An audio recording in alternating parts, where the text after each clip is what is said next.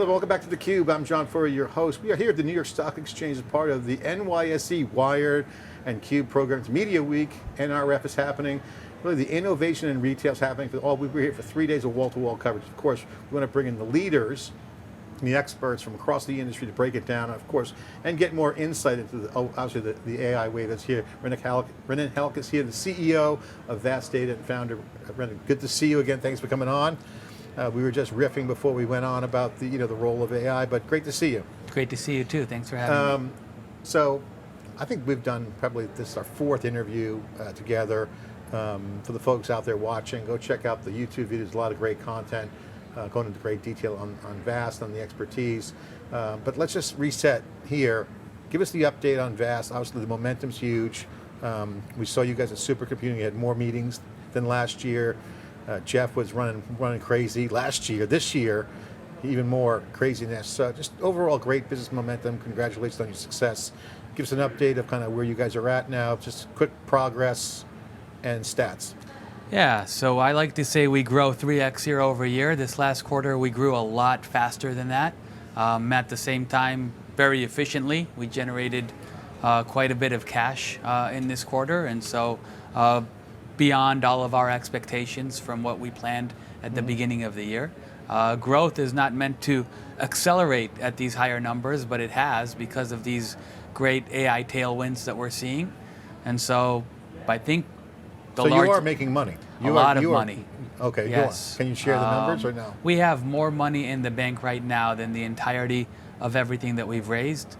And it's growing very, very quickly. This year we will likely generate a triple-digit number of So that's real millions of income. dollars. Yes. So you're putting the product out there. People are consuming it. What is the consumption experience like? Is it mostly a handful of the top customers? What's the product mix? Can you just give a quick taste of the current state of the art? Sure. So what started as a storage system has now become the operating system for this new AI era. And so we have the data store, the database, the data space, which is our global namespace, and we're now coming out with the data engine, which a lot of new applications are sitting on top of. The first application is actually what we call the Insight Engine that we built with NVIDIA, incorporating NVIDIA names into the same platform. And so the large language model builders, the foundational model builders have now standardized on ofVAST. Nearly all of these new AI clouds have standardized on ofVAST. What we're seeing now is the proliferation of AI into the enterprise, and they require a very different set of features. They want it to be secure, they want it to be simple, they want it to be real time, and that is the next wave. So you're pretty bullish on NVIDIA. Yes, NVIDIA is one of our best partners. Of course, that's why I'm being facetious. But okay, let's get into NVIDIA, because Dave and I were talking on our CUBE pod. We were talking about this in the hallway here, on the balcony on the stock exchange floor. During the PC generation, which was PCs and servers, Wintel, Windows, Microsoft Windows, and Intel dominated everything. It's called the Wintel phenomenon. And you had Mac, they had Motorola processors and other proprietary stuff. That was pretty much the PC platform. Yes. Servers came out of Wintel. Yeah, Macs had servers, but they weren't really servers in my opinion. Sun and the proprietary guys had workstations. Okay, that was proprietary. So, but Wintel standardized client, server at an Intel level, not PC. I mean, not many computers. Yes. That was 2 companies dominating. So Dave and I was saying that NVIDIA could be Wintel in one company. Do you agree? I think they are definitely the Intel part of Wintel, and I think they have parts of the operating system. And I think the parts that they don't have, we try to complement them. So wherever they sell their solutions, whether it's GPUs or networking gear, we come in with our part, and together, I think we've shown how to build it, what the blueprint needs to be. It's funny, here in Wall Street, we're new here, but Dan Ives is the big guy. He's like complained NVIDIA was great. Of course, if I was here, I would have been there too. We predicted NVIDIA easy. It was, and ARM too, by the way. ARM and NVIDIA, too obvious. If you're paying attention, those are 2 companies that you go no brainer. But wasn't really clear to the world. Now we're in the conversation of we all see NVIDIA, and it's now mainstream stock, replaces Intel on the S&P 500. Now it's like, can they go more? I like Dan Ives, thinks yes it can, but I don't want. That's not the question. My point is, to get there, you got to have a product. Yes. So let's talk about the operating system, because if they become Wintel, that means that they have to actually deliver the goods and not become a proprietary NOS or a proprietary stack like IBM had in the mainframe days with SNA architecture, or digital equipment with DECnet. You can't have proprietary anything. Yes. Because we are in a heterogeneous world. Okay, now multi-vendor, heterogeneous. Now, it doesn't mean that everyone gets to play. You got to be on the winning side of the architecture. Yes. Take me through your thoughts on this kind of thought exercise, because it's a really good one, because I think what you're doing with NVIDIA, and I've been very skeptical on the NIMs, just for the record, and Jensen knows this, but I think I love the NIMs, but it's a land grab. Yeah. Yeah, okay, yes, but if it happens, that's good. So it's not so much a bad thing, it's a bold move to get microservices down and get that small language models, which I'm a big fan of, as you know. So I see the play. Now the question is, will that be the preferred future? Well, it kind of depends. Yeah.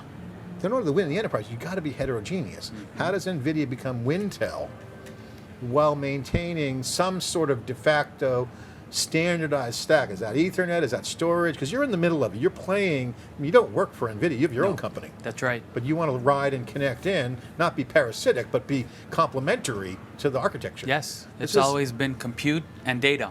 And so NVIDIA obviously brings the compute aspects of it, and they need a data platform that was built based on a new architecture for this new era, and that's the partnership that we have. Yeah, and how's that going? What's the key linkages, if you had to boil it up and kind of simplify it to some level? I mean, not for the average business person, but for like a technical person. What's the keys to that relationship? Integration, code?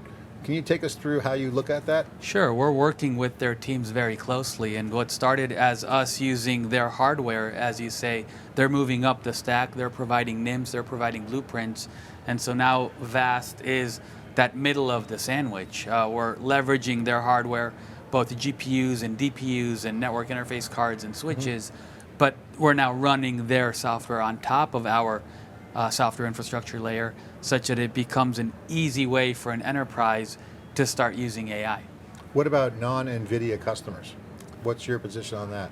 It's fine. We will work with anyone that wants to work with us underneath and on top, both application vendors on top of us and hardware providers underneath. But today, as you can imagine, NVIDIA is the biggest one. Yeah, and they're running the table. It's running on the train. Inference is a big hot button. We're seeing inference come out. That's where NIMs will play nicely, I think. And I love, by the way, I love their vision of, and I've been saying this on theCUBE for years, Dave knows this has been my rant. I believe models will talk to each other. That's clearly the power law we put out. We were, I think, the first ones to put the power law out, but I think Jensen and the people on this side of the camp are right that it's not one model, it's using the model. That's why LLM routing is so popular right now, because that's a data storage meets infusion layer. Yes. I don't know what to call it. What do you call this? But like, there'll be interactions in real time. That's right. Under the covers with code. Yes. Between data models. That's going to require a rethinking of what is a horizontal data plane, for the lack of a better description. How do you talk about this very nuanced piece? Because this is the holy grail for large scale AI. The only way for agents to interact with each other is to have access to the same data plane. The only way to combine the virtues of training with fine-tuning, with inference, using these human feedback loops, is by having one data plane underneath. And so the data plane becomes critical in taking AI from this static thing that just learns on top of data into this very dynamic environment where we create new ideas, where we build new abilities. So Dave just did a breaking analysis. So we did the riff on the Wintel. We just did a breaking analysis, Dave and David Floyer. The title of the post on SiliconANGLE right now, headlining, is how NVIDIA is creating a $1.4 trillion data center market in a decade of AI. A $1 trillion shift is unfolding. This is real. And so if that's the shift, stock price is irrelevant at this point. So if the cards come out that way, if he's got an ace up his sleeve, which I think he does, given his CES keynote, and NVIDIA's always had stuff going on, bacon in the oven, so we don't know what we don't know from the outside. You might have some insight on the inside, but this is the shift. There'll be winners and losers in this wave. share your thoughts on what that means, because winners and losers seems like a broad term, it seems like a haymaker, but really, if you're on the wrong side of the architecture, or wrong side of the street when this happens, you could be holding the bag. I agree. I think architecture is key, and most of the companies that are competing today are basing their solutions on old architectures that were built and designed 10 years ago, 20 years ago, 30 years ago, way before we could even think of this new AI era. On our side, I can tell you that that is the one differentiator. We have not yet seen a new company emerge with a disaggregated shared everything architecture that's similar to ours. And that is, I would say, the only reason why we are winning time and time again against all of these older companies that came What is before that us. share, what does that mean when you say they don't have that share everything architecture? I don't want to say fake it till you make it, because that's really not what's happening, but there could be a fatal flaw by not having that. Yes. What specifically about that makes them less attractive in the deals? They can't scale to the levels that are required. They can't scale to the performance levels that are required. It's way too complicated to deploy, and so as you get to these very large environments, whether it's 200,000 GPUs or whether it's 2 exabytes, it doesn't work anymore. And we're seeing them struggle to compete because it wasn't designed for this new type of workload, and that's the shift that we're seeing in the industry right now. You have a history previous to VAST, flash, storage, so you know your storage up and down, says Cole. Now, obviously, technology-wise, you're expert. Extensive parallel computing is huge. Yes. This is a big part of our post around the 1.4 trillion. Yes. The computing landscape is changing. Mm-hmm. You're connecting into that. You're not a storage company anymore. No. I mean, you do store data. Yes. That's a piece of it. But you don't look at this as storage. We do not. If you look at the Insight engine that I just mentioned, storage is a very small piece of that. It's an enabler. Having fast access to all of the information is a prerequisite, but that's just the first step. And so the data store is that first step that we took. What we realized a few years ago is that the architecture is the game changer, not the storage system. And so we leveraged the same architecture to build a new database and to build a new data engine and to extend those across geographies using our data space. And that is what is forming this very, very comprehensive stack that our customers are enjoying today. I think that highlights some of the things that we're seeing, and I'll just throw it out there because I was asked about predictions every year. I usually do really well on the predictions. Dave and I have good predictive capabilities. We have a lot of data, but I didn't really want to do it this year because I think all the action, I said, my prediction is this: AI infrastructure is going to be hot, and it's going to be different than what people think. And I think to your point, this is what is happening now. AI infrastructure is, if you just say the word, it doesn't mean anything, but if you unpack it and say, what is that? Yeah. What is it and why? Architecture is one. It's not yesterday's architecture. It's not yesterday's vendors. Right. New brands will emerge. Your VAST is one of them. And so like AI infrastructure has to be retooled. That's why it's like, it's geek central right now for all super infrastructure nerds, because if you're in networking, storage, or compute, it'll take 25, 30 years. This is the time to start a company. Yes. Because you can actually redo and refactor other elements and build a stack and retrofit this for the AI era. That's right. What's your thoughts on react to that? And do you believe that? And if that's true, what does the call to arms on that entrepreneurial wave going to look like? What's going to happen? I do believe that, and I think I say this often. Our biggest advantage is that we started late and that we were able to see this deep learning revolution in front of our eyes. We were lucky enough to work with companies like hedge funds and life science institutes and autonomous driving car companies way before generative AI was a thing, and they showed us the future. And so we built for this moment for the last 9 years now. Anybody who starts today can leverage all of those learnings in order to... Through you. Through us now, and through others. If they try to replicate it, there is diseconomies of scale, or are there? You're going to have economies of scale for the 9 years of trajectory. Yes. Okay, I get that. But what about someone else starting? Is there white space? Is there areas you see where, say, hey, me and my friends, hey, went to school in the 80s together. Hey, let's start a company. Let's disrupt agents. I think there's a lot of white space, especially at the application layer on top of us. There's going to be every single old application is going to be redone leveraging these new AI abilities, and it's just getting started right now. People are noticing this new thing, they're realizing that there's room for innovation, and this is the time to start new companies. We put out, on the SiliconANGLE, we put out a story, again, on this $1 trillion shift. There's a slide that's in the story, and I'll read you the title of the slide, I want you to react to it.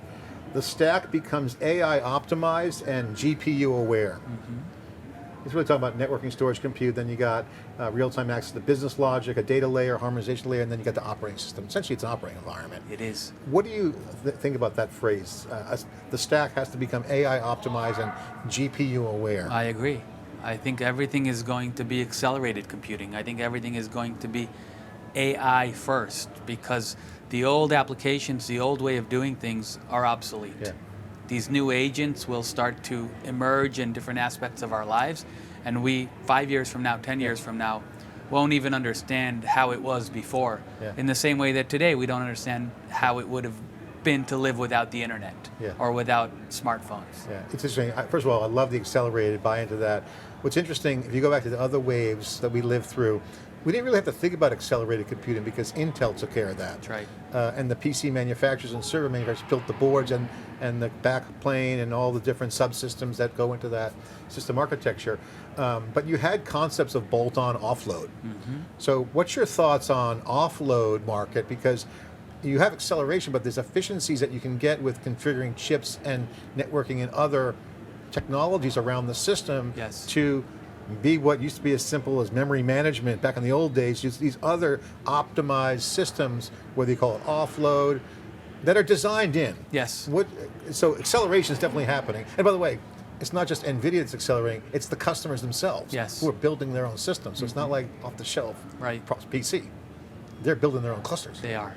Which is hard but good that they get supercomputing. That's the beginning, because if you look at the computing in the 1970s, you needed to be a PhD in computer science to operate a computer. And as you say, these software layers, these operating systems make it simpler and simpler for us mere mortals to use these machines. The same exact thing is happening now with AI. We're still at the phase where you need a lot of expertise, but the software layer is coming in, and it's going to make it widespread and easy for everybody to leverage. Yeah, that's awesome. I want to ask you a question about your origination and early days of VAST. Andy Jassy would always have a famous expression on theCUBE, both private and public. You know, if you want to be an innovator, you have to be willing to be misunderstood for a very long time. And be comfortable with that. Most entrepreneurs deal with that. You're crazy. What? And deal with the public ridicule. If everybody agrees with you, you know you're doing something wrong. No one gets it. That's this famous line said by an entrepreneur. No one gets me. Where was the moment you knew? Because you said you started the pre-deep learning. You came in. Obviously, Stream.io. You saw a lot of cool stuff, and we knew Extreme and some of those high-end storage vendors like Isilon. They were in the hyperscalers. You had visibility into some of the big, self-built infrastructure. What was the moment where you knew? And when was that moment you said, okay, wow, we have to, I was thinking here, it's the classic zigzag, I'm sure you went through it. When was the first time you zigged before you made that next move into AI? Was it a customer experience? Was it something that clicked for you? When did VAST go, we got to move everything into this area? So from the first day, we were building towards AI, and the click was, it was actually two things. One, I saw a couple of YouTube videos. One was Danny Hillis, who in the 80s built a company called Thinking Machines, and he said it was too early. And I thought, again, 9 years ago, that now may be a good time to revisit that ambition. The second one was Jeff Dean from Google, who was talking about how they were starting to leverage old algorithms, deep learning algorithms, to understand what is happening within videos. They could identify cats within videos using these very old ideas that didn't really work before. And Jeff Dean is the infrastructure guy at Google. They needed him in order to make these old algorithms work. I said, Google has Jeff Dean, the rest of the world needs somebody to make that happen. They needed Jeff Dean. That's right. That was VAST. That's what the we're trying idea to of be. democratizing what specialty skill set was needed, and then the thinking machines. I think it was out of Cambridge. I think one of my friends did a co-op there in the 80s. But that was the supercomputing venture. It was. That was like they wanted to build the first supercomputer. They did. I think they did. Yes, but they never got to a thinking machine. Yeah, because it doesn't think, because there was no thinking back then. Right, and there's no thinking yet, Yeah. but I think we're now a lot closer to it than we were then. It's so funny. You're gonna laugh at this because I got my CS degrees in the late '80s. So, we all touched AI at that time. You had Yes. Lisp and you had some neural network stuff going on, but there was no need to do it. You couldn't do anything with it. Didn't work. It was like a theory. Yeah, I can build an ontology. I had to still manually set up a taxonomy. That was Yes. grunt work, and then big freaking deal. What does it do? Apple's not a fruit; it's a company. Like Yes. like what? I mean, there's no there.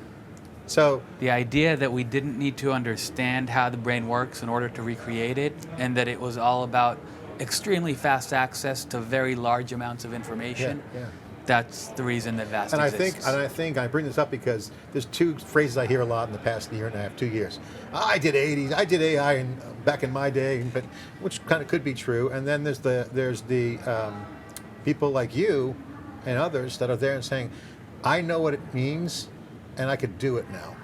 So there's we do AI, I've done AI, people know the concepts of AI, Yes. but I think seeing that it failed because it wasn't attainable to begin with. Mm-hmm. And what you're saying, what happened with VAST is, it's now doable. It and is. you said, we could do this. Yes, because of The a new resources are available. architecture, because of what companies like NVIDIA did underneath us, because of what companies like OpenAI did on top of us, this is the right moment. Okay, so first of all, I love this conversation. So now the next question is, okay, first, that's definitely happened. And there's a lot of older entrepreneurs that are like my age, my age, that are actually recycling that. I know that's possible. I'm going to do it. Yeah. And the stakes, or the barriers to do it, are low, relatively speaking. Yes. But the spoils are beautiful, massive. So that's cool. Now let's go to the AI for the enterprise. Now, when you look at NVIDIA saying we want to win the enterprise, that's what they're basically saying. They got a Yes. Dell AI factory. You guys are working with them. To be successful in the enterprise, what is the equivalent? I couldn't have done that before. Now it's doable because now your Jeff Dean is now Yes. in VAST. That's right. So now what is out there in the enterprise that would allow me to say, I've been struggling with this for 3 decades, if I'm the head guy, or 2 decades, whatever's in charge. What's now available that's gettable? Yes. That's attainable? That was unapproachable, not even great idea, but we can never get there. Yes. Just physically, human impossible. The enterprise does not know how to build a supercomputer. They don't know how to maintain it. They don't know how to operate it. We need to make it very, very simple for them, and we need to make it very secure. If you have different departments within the same company, not everybody has access to the same types of information. We need to make sure that those boundaries are very, very clear, and that the organization, the IT organization within the enterprise, does not need to have a PhD in AI or in computer science in order to operate this. And that's a big part of that next phase. Yeah. We need to make it simple, we need to make it secure, so they can adopt it as well. Scope the challenge in terms of execution, operationally. You could take in pieces, get a little beachhead, and then sequence to a much broader position. I get that. So what would be the scope of today's landscape vis-a-vis, one, there's enthusiasm, Yes. clearly, but confidence, Yeah, everyone's playing with it. Nobody really knows what to do with it yet.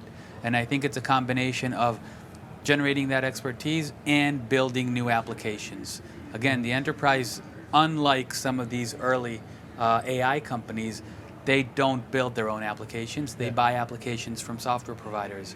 And so we need new companies and old companies to build these new software abilities such that the enterprise can consume it. It's interesting, I had a conversation with Poolside, the guys from Poolside, great entrepreneurs there, hardcore AI guys, amazing team. And we were riffing on the idea that I asked the question, how do you know the pretenders from the players? Everyone wants to know that, right? Like, AI washing is going around everywhere. And the guy was awesome. He says, well, it's very simple. You got producers of AI and you got consumers of AI. Mm-hmm. Now you can put people in 2 camps. Are you producing AI, which means that's hardcore? We're still in the PhD, machine learning, hardcore, guys getting millions of dollars a year, and then like theCUBE, we're a consumer of AI. We don't actually make AI. Mm-hmm. So I said, well, you're missing one piece. He goes, what? Data providers. Because now we're a data provider. We have a proprietary data and domain expertise. So, but we could also feed that data to the AI and the consumers as well, and be a consumer. So we add that third layer in. Do you agree that that's a good way to look at producer of AI, consumer of AI, and data for AI? I agree. I think that's exactly right, and data spans both of those sides, and that's where we live. All right, let's get back to the enterprise. Let's just say I'm JP Morgan Chase. I'm Lori Beer over there, and I'm sure you're already a customer. I can't say that. You're smiling. Oh, they're a customer then. Okay, okay. I won't go there. She has a $17 billion annual IT budget. It's funny to even say IT budget. Yes. In scope of 17, but that's a regulated industry. Some of it's consumer. They do about 10 trillion a year in transactions. I interviewed her at reInvent. I asked her the question: how do you define resilience in AI? Now, you know storage, you know systems. Resilience, cyber resilience today is recovery, backup, and recovery for ransomware and other things. Yes. There's no real definition for resilience. She's the only one that actually gave me an answer that I liked, because there's no answer. How do you define it? Her answer was simple. Well, it's just another application to us, so it's got to maintain our resilience standard. And I'm like, actually, that's kind of an answer. That's a good answer, actually. Yes. So her answer was, when it meets the resilience standard. So what she was saying is that, hey, when the bar is high, until then, nothing's happening. Right. Now, they're an extreme edge case, but that brings up the point of what is resilience when you start talking about large-scale data and AI. You're the system that's providing it. Enterprises need to check this box. They do. This is like table stakes. There's not resilience, not just in data and storage, but like all up and down the stack, if you will. Yes. And into the application, especially when it's generative. Yes, How would and you that's why you need an enterprise-grade system. These HPC-type systems don't work within the enterprise for that exact reason. They're too complicated. They're not resilient. They fall over. They weren't built for it. And so you need an enterprise-grade system that is compliant, that meets all of the regulatory requirements, that is very, very robust and secure. At the same time, you need a system that can meet the technical requirements of these new AI workloads, and that intersection is one that's very hard to do. That is the reason we've been succeeding the last couple of years, because we're right at that intersection. Where's your bar in resilience, and how would you define that? I mean, it's a moving train if you want to think about it, but it's going to get better. But where are you now that closes those deals and gives the enterprise confidence? We look at two things from a resilience perspective. We call them data loss and data unavailable. And those are the bad things that can happen in our space. We have not lost a single bit of data ever since we started working. We're talking dozens and dozens of exabytes in production. And most of our customers, not one bit. And so that's, I think, a perfect record. We're very proud of that. You're undefeated. From an uptime perspective, most of our customers are at 100%. The ones that aren't maybe lost so you're engineering to that resilience standard. And the relationship with NVIDIA, what's their perspective as you guys engage with them? Obviously, they would probably say, we're doing our best to be resilient, but are they enabling that, or is that mostly coming from you? I think the way resilience gets built in large systems is not by relying on a specific component to being resilient, but having the redundancies in place such that you can sustain specific failures within the components. And so that is a big part of our partnership in the way that it's built. You know, if you look at all the proof of concepts out there, I know you have a lot, your own dashboard, but as the CUBE research team, we look at, and the CUBE, talk to a lot of folks with kind of clustered systems, I call it, but you know, stuff that's large scale in AI. If you map out 50 deployments, maybe 2 look the same. Yeah. So what this tells me is that there's a lot of fragmentation in the deployments. Now, I don't think that's a bug. I think it's a feature of where we are, which is beauty's in the eye of the beholder relative to what they're building. Okay, I get that. But that can't be sustainable. It's not. At some point, we have to get to, I got to buy this. Right. Like something. You need the cookie cutter I to need start the working. package. Yes. It used to be a server, you rack it up. Give me 20 of them. Yes. Do I buy an AI factory? What the hell does that mean? Yeah. So what's your view on this, and how far do you think we are down the road of getting to a point where you can say, okay, it's a well-formed package of this, we'll do this? I think we're there. I think we've been experimenting for a few years now. Every company has built it slightly differently. We've learned a lot. And now standardization is starting, and that repeatability is starting to show. Well, it's really great to chat with you. We went over there. Love the little deep dive. Coming up, we came off the heels of CES. Robots. I was talking to someone here at NRF. There's robots in supermarkets today. Yeah. Not stacking, but just scanning inventory. Holograms will be there next. Hey, can I help you, John? Good to see you come back. Buying another 6-pack of beer? No, I'm good. But this is really becoming an industrial era. It is. Jensen was on stage at CES talking about robots. He did throw a lot of cold water on quantum, which I think is a little bit more, because he thinks he's the answer to quantum. Okay, whatever, but it's lots changing. It is. What's your quickly. vision of where we are now in the next year or two? What's going to happen? I think the robot problems are getting solved through AI. I think the ability to generate ideas is starting to form. We're working on, with a lot of our customers and partners, on what's known as System 2, which is machines being able to reason, being able to design, to engineer, to solve hard problems. We're not there yet, but I feel like we're not that far away from that. Yeah. Final question for you, and I'll let you go. I appreciate you coming in a little long here, but I saw you talking to Anand, who runs the AI Excellence Center for ICE. He had some feature requests, kind of prodding you a little bit. I'm sure you get that a lot. My question is, over the past year, it's been a whirlwind. Congratulations on the growth on the revenue side, and just the team expansion, the astronauts, and just overall business momentum. But you guys do talk to a lot of customers. What's the one thing you're going to work on this year from a product standpoint that you really want to nail down, or one or two things that, needle moving, vast deliverables that you want to ship, or that you've heard from customers that you're working with? Because once they get the flywheel going, I'm sure business transformation will accelerate. Yes. They'll have more needs. Yes. Maybe unforeseen needs, but now they're on the requirements map. It's a hard challenge. What are those one or two things you really want to get done that customers are saying, I need this? So from a data perspective, we're now at a point where all of the data can sit on VAST. We have a file interface, an object interface, a block interface. There's no requirement from a data perspective that we can't meet at this point. What we're really focused on is up that stack and being able to provide more and more APIs towards applications, such that these new startups that are building AI applications write them on top of our SDK, and making it easier for them to get to market faster and becoming the standard in that space. And you see that feeding the accelerated startup ecosystem, developer ecosystem, enterprise AI with agents. Yes. To be that enabler? That is exactly right. We want to be the platform enabling all of that, and we're starting to be, and that's the big challenge. Well, that means you got to build an ecosystem. That's exactly right. You can get the marketing department already kind of working hard. Yes.